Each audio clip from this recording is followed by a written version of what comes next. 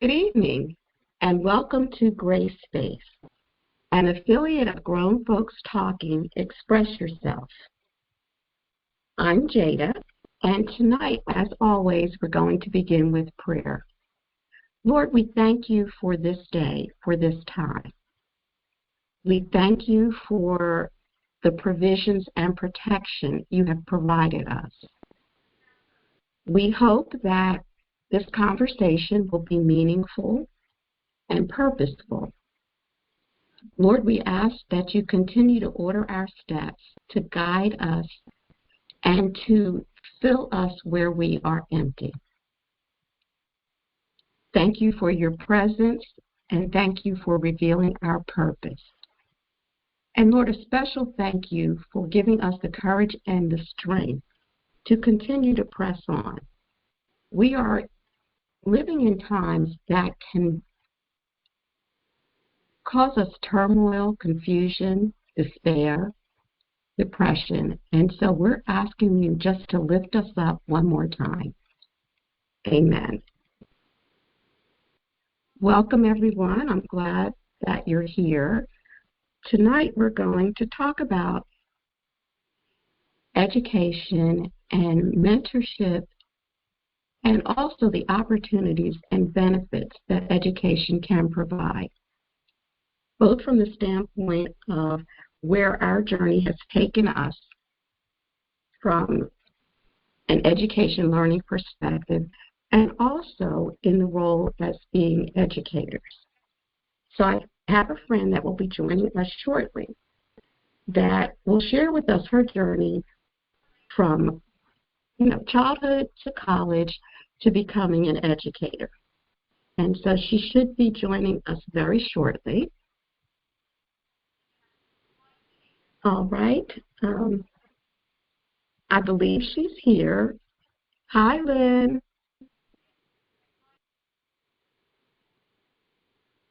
Hello. Hello. Hey, how are you? Oh, I'm great. How are you, Jada? I'm doing well. Okay. Yes, excellent. We're just starting. Okay, great. Yeah, so we're going to talk a little bit about your path to learning and to higher education. So let's go all the way back. Lynn and I met when we were about 7 years old. And that was when we were living in Bartram Village in Philadelphia. And so let's talk a little bit about just what your journey looked like from an education perspective. Oh, okay. Well, first of all, I had no idea that I would actually become a teacher/educator. No idea. My siblings did remind me when I became a teacher almost 30 years ago that I would hold, plays, short plays in the front yard when I was about 8 years old. So the teacher was in me, and I did not even know it. By the way, no one showed up.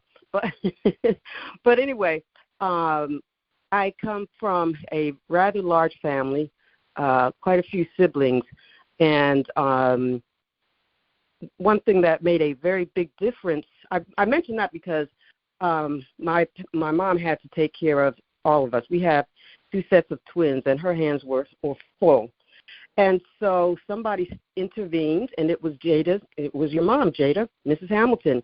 She made sure that I was enrolled in a college preparatory school that prepared, students to go to college, and the school was an excellent school for students who wanted to be on that path. Again, I was not trained as a teacher when I did become a teacher, but it was just I guess it was the innate skills that I had already maybe in my DNA.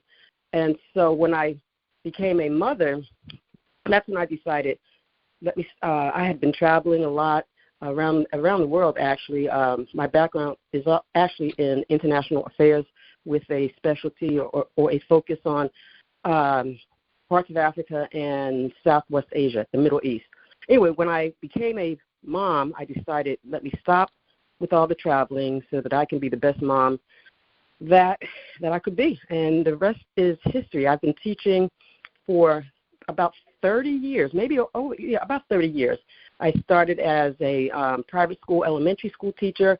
I allowed the teachers in that private school to train me because I was not going to go back to school. I didn't have time to get a third degree. But as I tell everyone, if you know how to think, you can do pretty much whatever is in your heart, and you can learn on your own as well. And so I taught at a private school for 7 years, third grade, my favorite grade, even today.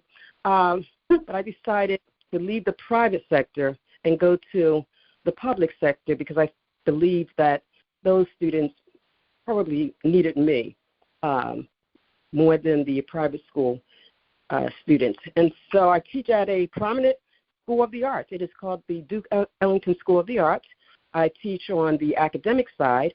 The students have to audition to get a seat in the school. So those students who are passionate and talented in the area of, let's say, theater, they audition. If they get in, that is what their training will be. Anyway, I am on the academic side. I teach world history. I am also the department chair of the history department, and it's been very, very joyful, up until the pandemic, for obvious reasons. You can ask me any question since we went through that particular overview of what led me to teaching, circumstances, and, a passion to actually want to make a difference in somebody's life.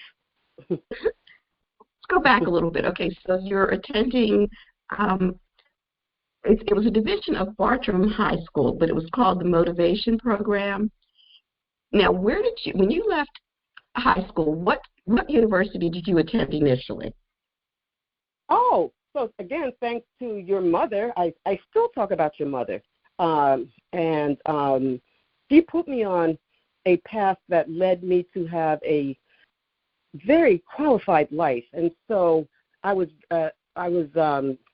when I left Bartram Motivation, again, excellent teachers. We didn't have any courses called advanced placement. We just had good teachers, and they really prepared us for college. So I went to Pace University in New York City, and I did not really know, like most of my classmates, I did not know what I wanted to major in. And that's pretty normal, at least for me and my colleagues. Especially back then. What's that? Yeah, back then you weren't expected to know. It was like you have a year or two to figure it out. And you're absolutely on point with that, because it took a year and a half for me to finally say, I know what I want and I know where to get it. So I have always been curious about different cultures, very curious. Why are these people dressing like this? What is this language they are speaking? How do they live? How do people live in different parts of the world? I was very curious and still am curious. So anyway, so I decided to leave Pace University, a wonderful university, by the way. I had very rich experiences just living in a city like New York. So I researched international affairs. They called it international relations at that time. This was in 1979. I was at the end of my first year, actually. Going into my second year, I applied to the University of Southern California, and I transferred after my second year and received my BA in International Affairs. And then I went on to graduate school, Johns Hopkins University School for Advanced International Studies. And I just fell in love with the world.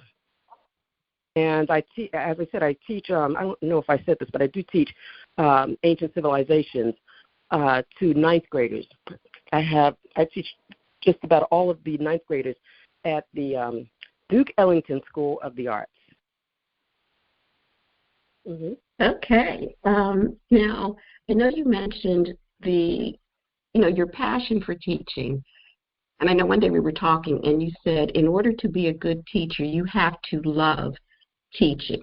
You have to want to do it. And there has to be a burning desire. Now, you did mention COVID. And so at the time, so when COVID hit, did the schools in D.C., so everybody went remote, is that correct? Yes, well, most schools, not the private schools. Many of the private schools remained within the school buildings, but DCPS schools, we went remote, and it was quite an experience. But going back to being a teacher and an educator, you really do have to it has to be joyful. If you don't find the joy in teaching, in this case, young people, you should not be in that industry, not at all. But going to COVID really changed so many things for everyone, not just the students, but the students suffered a lot. And we are now, well, we were out for about a year and a couple of months, and we realized, many of us realized, that they weren't there. They weren't engaged, and how can you blame them? They were home in their bedrooms, and so many of them are now beginning to admit to us that yes, they were sleeping, and so they missed out in major ways in terms of basic skills, not just social skills, but also learning skills, learning how to listen carefully, learning how to read closely a text, learning how to address grown-ups. There are many gaps. It's getting better now. Last year, the ninth graders came in my opinion, as I would say seventh graders in terms of their skills, their skill sets. When the 2 years ago, when we initially returned to the building, the ninth graders returned as, I would say, eighth graders with very, very, well, you all know how eighth graders conduct themselves. They lacked skills for a high school, so we had a lot of work to do with that set of students and last year's set of students. They are still suffering because I see them in the building. But this year's ninth grade group of students, and I teach about 115. Well, I teach just about all of them. They are doing much better. They seem to they appear joyful. They appear to be happy about being in a building called a school building now. We are not having as many behavior situations that require intervention. So the joy is coming back, I think, for the students and for teachers like myself. Coming back. Now, you indicated that you teach, is it world history and ancient civilization? Yes, the umbrella is world history, and I teach ancient civilizations, starting with ancient Egypt, one of my favorite topics to navigate with the students. And then we go on to Mesopotamia, that's Southwest Asia, often referred to as the Middle East. And we spend some time on ancient China and ancient India. These are the 4 earliest civilizations on the planet, unless someone gives us some evidence stating otherwise. Then we go to three, not the only, but 3 early West African empires / civilizations, Ghana, Mali, and Songhai. And we actually, before that topic, we actually explore and examine ancient Greece and early Rome. And then we pivot to West African early empires / civilizations. And last year we did end with a unit on the transatlantic slave trade, which was amazing to teach and to witness the reactions of the students, all of them. We have about maybe 65% of our demographics or population consists of African Americans, and then we have about 25% a mixture of European Americans and people from different parts of Latin America, and even students from different parts of, I would say, West Africa and East Africa. So their reaction to that particular content was quite interesting, and so that's what I teach. And now, in talking about your passion for teaching and also your building relationships with the students, do you feel that you've had the opportunity to provide guidance and direction in the same way that you were mentored and guided? Or are the students coming to you? Go ahead. I'll continue. No, finish the question and then I'll approach it. Mm-hmm. Or do you find that the students are coming to you already prepared for that path? The ninth graders, they are just entering high school, but the interesting aspect of what I do in that building is I get a chance to. Most of the students already know me because I've taught just like about 95% of them. By the time they get to the 12th grade, they know me. The 12th graders know me for the most part. 11th graders know me. The 10th graders know me. So most of the student body, some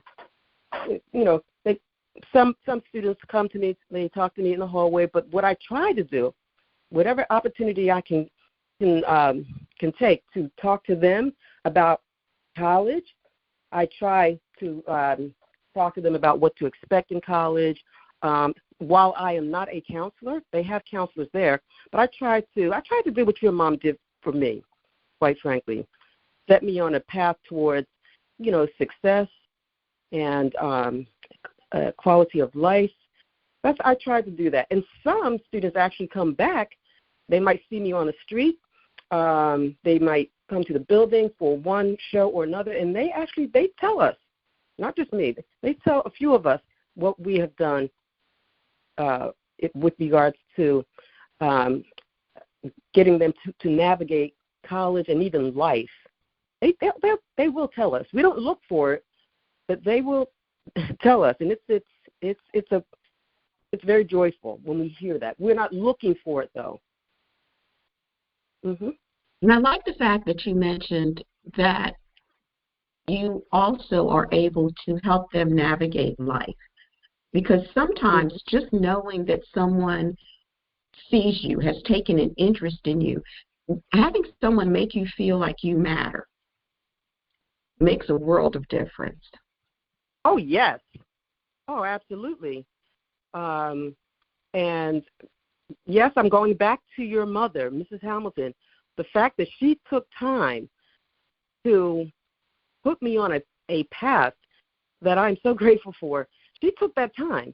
And so that's what I tried to do that. I always bring up Mrs. Hamilton. I want to be the one to try to make a difference in someone's life, big or little.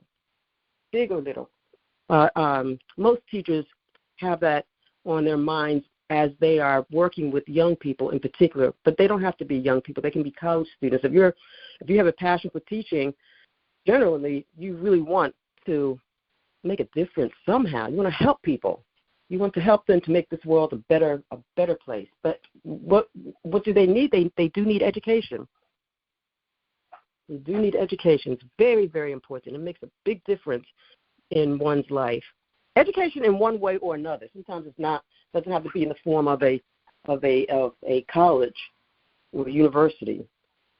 It could be just out there learning lessons. Right, because learning is something that takes place throughout our lifetime. It's not confined to a school building. Yes. And I think it's important that desire to learn should be a lifelong thing, and the opportunities.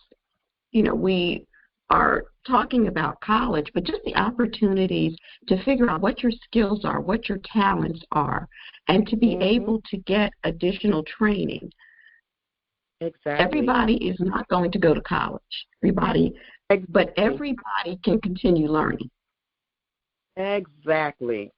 And so what I tried to do is to instill, the idea that being a lifelong learner can be a very beautiful thing. And again, our students, not all of them go to college. Most of them do go to college, but some go to conservatories, some go into the military, some go into other trade industries.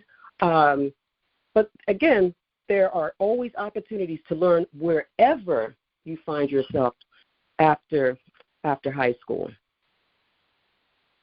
Definitely. And I think that being a performing arts school, it allows them to develop their skills and talents. And again, there's many ways to be gifted. And I think there was a time when we thought of it strictly academically. Right. But then as a society, we started to say, well, the arts have value too. And so we started to develop, specific schools where the arts were a major part of the academic landscape. And that has made a difference for a lot of people. Before I let you go, I want to ask, does anyone in the audience have a question or comment?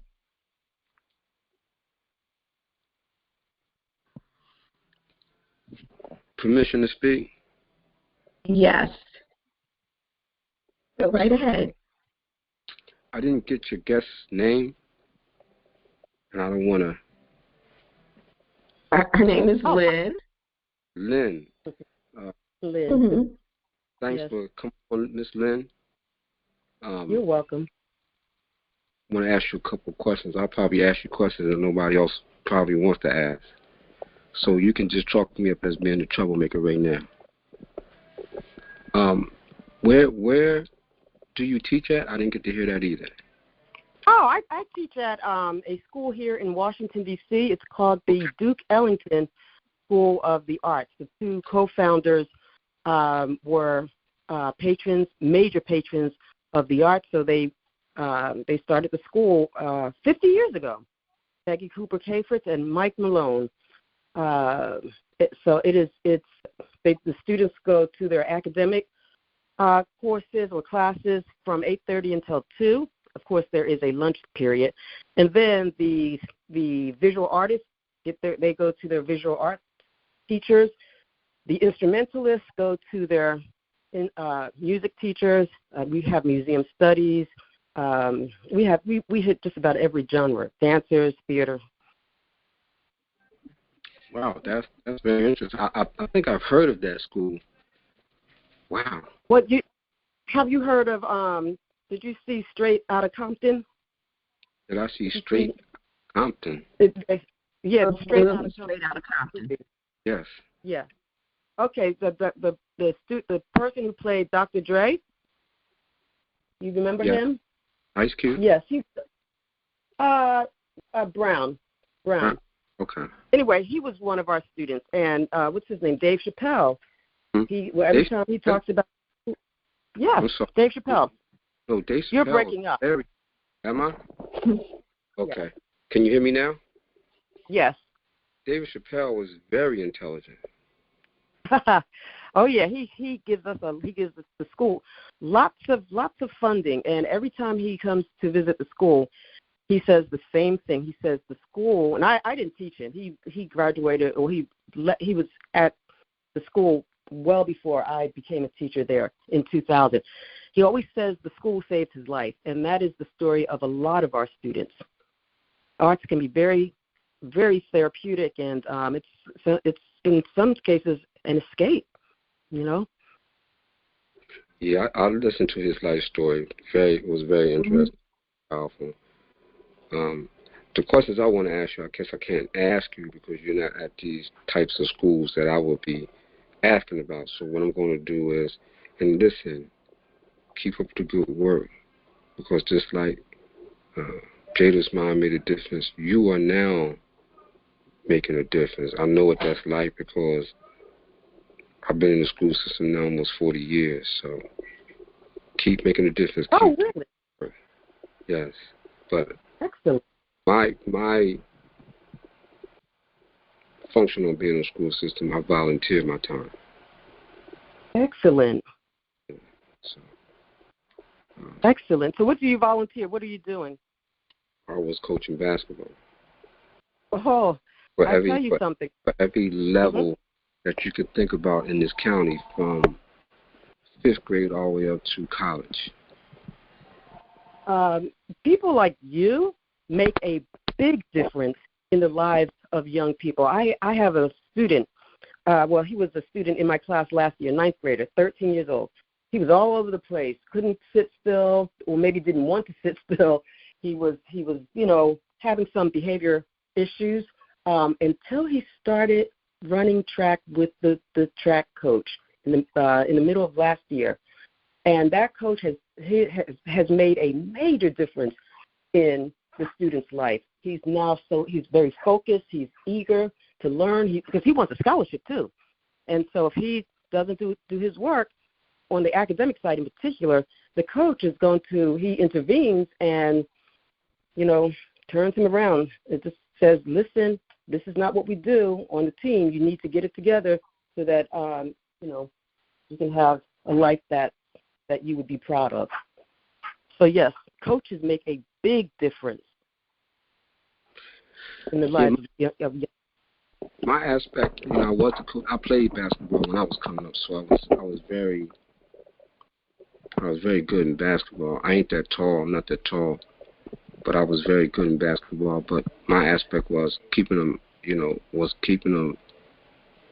the gym so I can keep them out of the grades. Streets. Absolutely. Classes. If they didn't attend light school classes, they couldn't play basketball. Their grades wasn't right, they couldn't play. But not only that, it went farther than that. It went outside the school because they constantly need somebody to talk to. So, but what I want to say is you keep doing the good work. I don't want to hog up this time. Maybe somebody else wants to ask you a question, but please keep up the good work. We need more of you. It's not enough of us to go around these days. We try our best. We just want to help make this world a better place through the navigating of the learning within our classrooms. We just facilitate their learning so that they can go and fly and continue to learn on their own for the rest of their lives. We try. But like you said, I'm just going to say, people like you and I, we paying it forward. Somebody did it for you. Jada's mom did it for you, so now you're doing it for somebody else. And hopefully that will spread also, because it's the same thing with me. And when they come back and they tell you what you meant and what you done and how you changed their life, like Dave Chappelle said, you don't look at it that way because you're doing things from your heart because it was done for you. Keep paying it forward. Yes, exactly. We have to have some kind of goal in life, and teaching, I think, is a notable one. Thank you. Thank you for coaching and being a major influence in the lives of those students, the younger ones and the ones in college. Thank you. I was them at once. Oh, that's right. That's right. No, I'm talking about trouble. Just like me. Yes. Excellent. All right. Do we have any other questions? I think it's, both Leon and Len, one of the key things that they said was that they wanted to be there, for the students, for the young people. And so often we don't always know. But if we look back, most of us can remember someone, whether it was a family member, neighbor, someone that encouraged us, inspired us, someone that felt like we were worthy of additional time and attention. And whether it's in our own families, in our communities, everybody has something to give. And so I think it's very important when we do that, in whatever form or fashion you're capable of doing it. I was recently in Philadelphia, and I can't remember the name of the program, but they run it through the barbershops. And basically you have men mentoring young men. Excellent. And they have a full program teaching them life skills, preparing them for employment. And they were talking about the amazing success rate. And I've got to find out exactly what the name of the program is. And they said sometimes, like, the guys will come through and they're like, nah, man, I don't want to do this. But they said the majority of them will come back and get engaged. And so learning, teaching, advocating can show up in many different forms. It doesn't necessarily have to take place in the schoolhouse. And some people, because they have had a bad experience with schools, with the academic process, that's not where you're going to reach them. No. And so that's why it's important that we share and give what we can when we can. Exactly. And I often, not often, but one aspect of our teaching started last year. We tried to get the students, they are artists in one form or another. We try to get them to think about how can they use their gifts to advocate for something that is very close to their hearts. How can they use their gifts to make this world a better place? We want them to think outside of their own bodies sometimes, get out of their box and try to, again, make the world a better place. I know that sounds cliche-ish, but it's very serious. We had people like Gil Scott-Heron speaking truth to power, Billie Holiday speaking truth to power, using her gifts. There are so many artists, not just in the vocal genre, but also in dance, in theater. So many aspects of art can be used to help people and to bring attention, bring to the attention of many people issues related to our city, our country, and indeed even our world. So we try to get them to think like that, not to indoctrinate them, but how can you use your art to help someone, or to bring, or to teach someone through your art, through the spoken word, through your paintings, through your photography, through your dance, indeed. So anyway, that's what we're doing as and I educators think one of the things in the world that has been disheartening for me is across the country, a lot of the programs, the music programs, the arts programs, a lot of them are either no longer active or they're still very limited.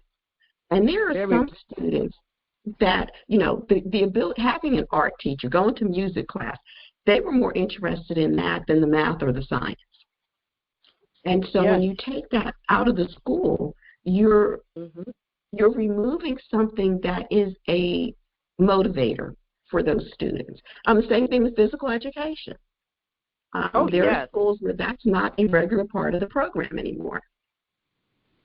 Yep. I noticed that. Some things really should not have changed. When we were growing up, we had a major gym. We called it gym program.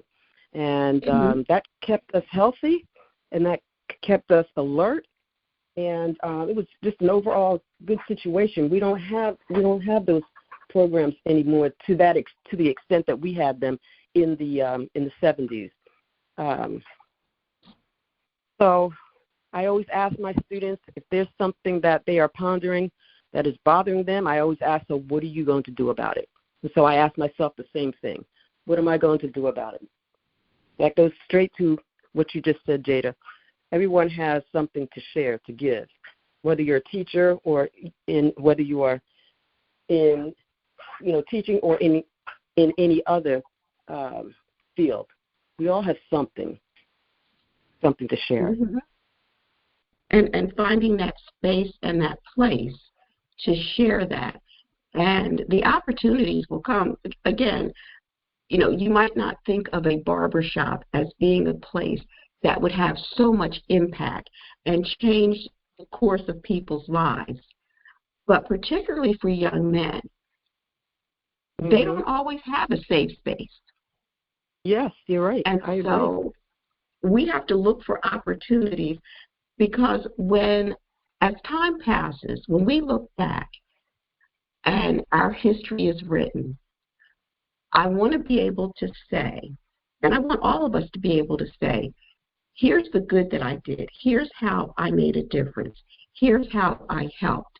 And not so much, for me, but for our culture, for our community, for the sake humanity. of, exactly. Mm-hmm. Lynn and I were talking the other day, and we were saying how we felt like growing up when we did, there was so much promise and so much opportunity. So I graduated from high school in 75. Lynn, you graduated in 76? Yeah, yes, exactly. Mm-hmm. Okay.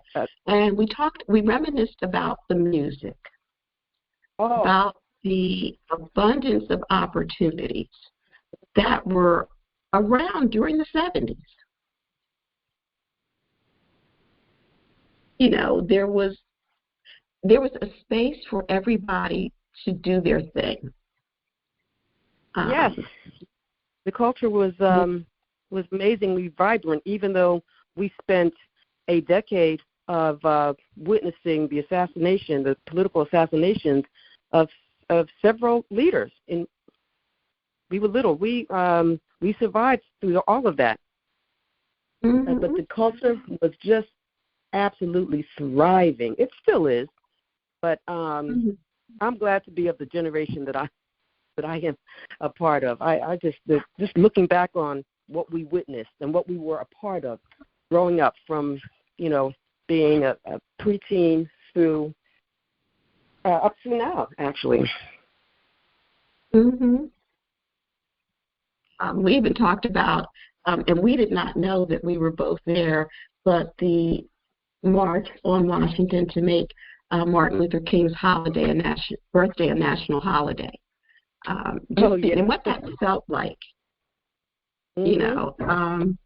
being in D.C. for Barack Obama's inauguration. That was both of those. Both of those. Wait, the weather was incredibly cold on both of those occasions. Oh yeah. But just seeing the things that we've seen and having the experiences, and like you said, particularly when it came to the arts, everything from the last poets. Gil Scott-Heron was just amazing. The Philadelphia Dance Company, which for those of you that don't know, that was Philadelphia's answer to Alvin Ailey. Oh, yes. Yep. The many art museums, October Gallery, of course there's Philadelphia Museum of Art, but October Gallery. So many small theaters and art galleries and creative spaces that existed and still exist in Philadelphia that afford people the opportunity to express themselves, to share. It's so very vital. Exactly. And art is a vital part of everyone's culture. Part of our culture. Everyone has an artistic aspect of their way of living. Mm-hmm. And making sure that we continue to honor that. When I think of jazz music and the jazz musicians, I'm glad to see that our young people are coming back to that. We have young artists that are performing jazz and appreciating it. Exactly. And that's what brings joy to me and my colleagues just about every day when we witness the appreciation of the arts in general, but especially going back to jazz, appreciating the legends. Exactly. One of the other things I noticed when I was in Philadelphia, and this has been ongoing, the beautiful murals. Oh, yes. When you have areas that are distressed. But you look up, and there's this beautiful painting. And it changes the feel and the flavor. And it was wonderful to see that. Yes, I remember when Philly had a really, really serious graffiti issue. And it is my understanding that the local government, maybe the mayor's office, whoever was the mayor at that time, partnered with some universities in Philly and got the artists who attended those universities to turn graffiti into so many of those murals that are in Philly now. I think I got that right. Yes. I was, turning a situation into beautiful. A lot of the artists, and they've even started to incorporate some of the younger artists to give them the opportunity to not only create beauty, but also to make money from it. Oh, yes. Yet another opportunity. Excellent. Yes. Well, I want to ask once again if anyone has any questions or comments. Well, Lynn, I want to thank you for coming on and sharing your story and your information with us. We always want to make sure that we're exposing our audience to different things. Gray Space is designed to be a positive, safe space. And I liken it to sitting around with friends, having a conversation. Well, it has been a pleasure and a joy to share with you, Jada, and Leon, and whoever else is listening. What a pleasure to be with you all. And I plan to join some future podcasts. Oh, well, thank you. Hello, thank you Jada. So very much. Yes. I'd just like to say, this is Carol Lucille. You're talking my era. I too marched for the holiday and was a part of that, and it felt so good to be a part of all of that. Oh yeah. Oh, and we also witnessed Jesse Jackson running for the presidency twice. Down with dope, up with hope. Yep. Yes. Love it. Love it. Oh yes. I mean, even with that, like I know that Philadelphia and some of the other cities, Philadelphia had a major gang problem, particularly in the 70s. And so, and in spite of that, we still managed to thrive and survive. And one of my favorite stories, a young man, well, wait, he's my age, but when Wayne was growing up in West Philly, and there were gangs. So for those of you that don't know, there were territorial gangs. So it's like the kids that you grew up with, all of a sudden, if you lived on one street, then they were going to fight and harm you because you lived on another street. So it was like the Woodland Avenue gang, the so-and-so gang. And so, but even then, there was a sense of caring and looking towards the future. So, for example, Wayne lived in West Philly, but the guys in the community protected him. They said, we know that you have potential. You're going to be somebody. And so they kept him away from hurt and harm. So it was like, even the rival gangs, it was like, don't mess with him. He's a good student. They kept him away from the drugs. They kept him away from the alcohol. Now, he had a brother that was a gang member. But as a community, they came together and said, nope, we're going to make sure this one makes it out alive. And Wayne went on to go to college and actually taught in Baltimore for many, many years. And so even with, because I don't want to make it seem like it was like everything was fine. Heroin was a big problem in North Philadelphia. But in spite of that, as a culture, there were still people that said, no, we're going to make sure that some of us get out alive. Yes, we were very, very determined. And we were on like the tail end of the Vietnam War and the protests for that. And so many people that came back broken, battered, drug addicted. And we weren't prepared for that. And a lot of people don't realize how young those men were. Absolutely. They were 19. Yeah. Yep, that was the average age. They weren't even old enough to legally drink. Nope. Exactly. But somehow we managed to pull together. There was inspiration all around us.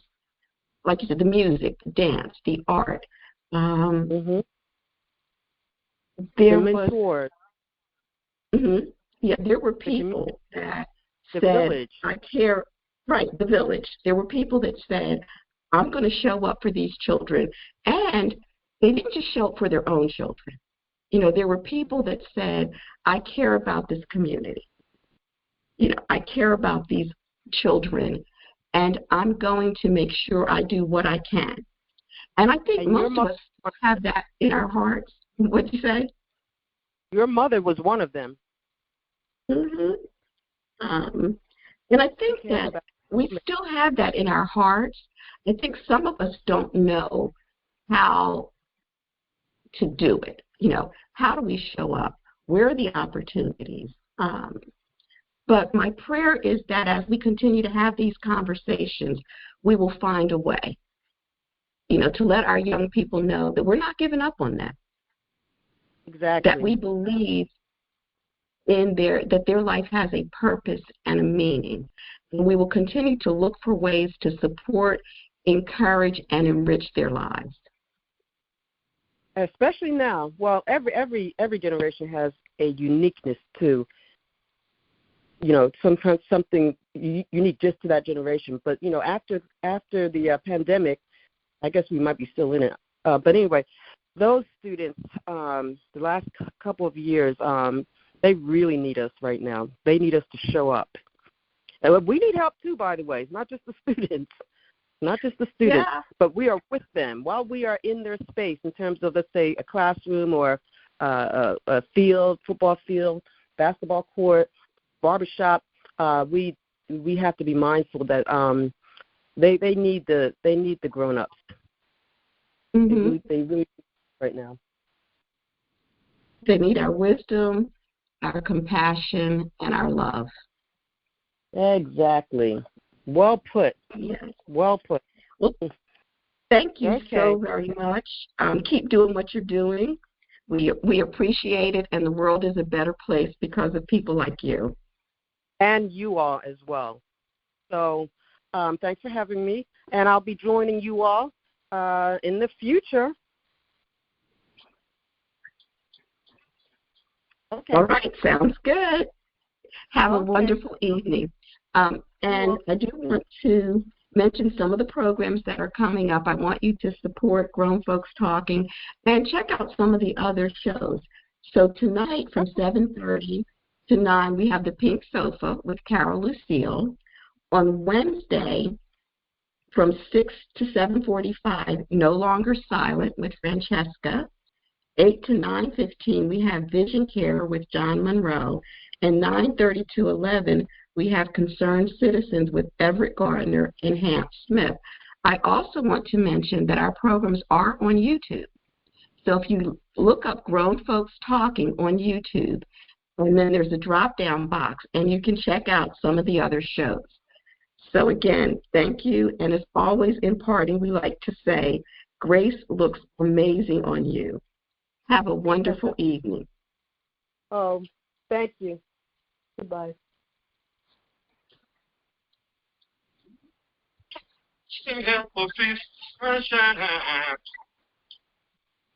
Painted all over my sky.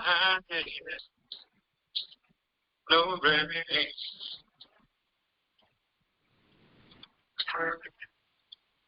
No rain.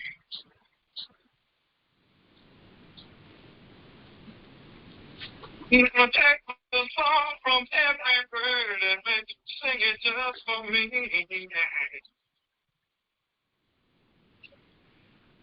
We've got something to teach us all. about being free.